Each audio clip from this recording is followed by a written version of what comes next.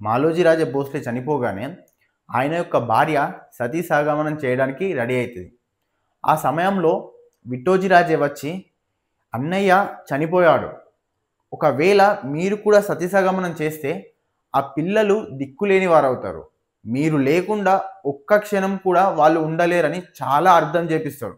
అప్పుడు పిల్లల కోసం ఈమె ఈ సతీ సహగమనం ఏదైతే ఉంటుందో దాన్ని త్యాగం చేస్తుంది. అప్పటి నుండి ఈ పిల్లల కోసమే జీవితం గడపడం స్టార్ట్ చేస్తుంది. ఈ సమయంలో షాజీ మహారాజ్కి 5 సంవత్సరాలు. అలా ఈ విధంగా సంవత్సరాలు గడుస్తున్న కొద్దీ ఎప్పుడైతే షాజీ మహారాజ్కి 13 సంవత్సరాలు వస్తాయో అప్పుడు విట్టోజీ రాజే మరియు అదేవిధంగా ఉమాబాయి ఈ షాజీ రాజేకు పెళ్లి చేద్దామని అనుకుంటారు. అయితే మాలోజీ రాజేకు సిండికేట్ యొక్క లాకూజీ జాదవ్ రావు యొక్క కూతురుతోని షాజీ రాజేకు పెళ్లి చేద్దామని చాలా ఉండే. అయితే ఈ జాదవ్ రావు ఎవరైతే ఉన్నారో ఇతను నిజాం షాయిలో పెద్ద సర్దార్. ఒకవేళ ఈ మాట చెప్తే జాదవ్ రావు ఏమనుకుంటాడో అని విట్టోజీ రాజేకు అనిపించింది.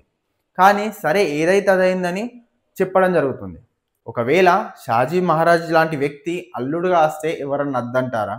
సో జాదవ్ రావు కూడా ఈ సంబంధాన్ని ఓకే చేస్తాడు. అయితే సంబంధం నిశ్చయమైంది, పురోహితులను పిలిచారు, గ్రహాలు నక్షత్రాలు చూశారు, మండపం పడ్డది, వీరిద్దరికి పెళ్ళైంది. అయితే ఎప్పుడైతే నవదంపతులు ఇంటిలోకి గృహప్రవేశం చేస్తారో ఆ సమయంలో జీజాబాయి సాక్షాత్తు మహాలక్ష్మిలాగా కనిపించింది. ఈ విధంగా షాజీ రాజే మరియు జీజాబాయికి పెళ్లి అవ్వడం జరుగుతుంది.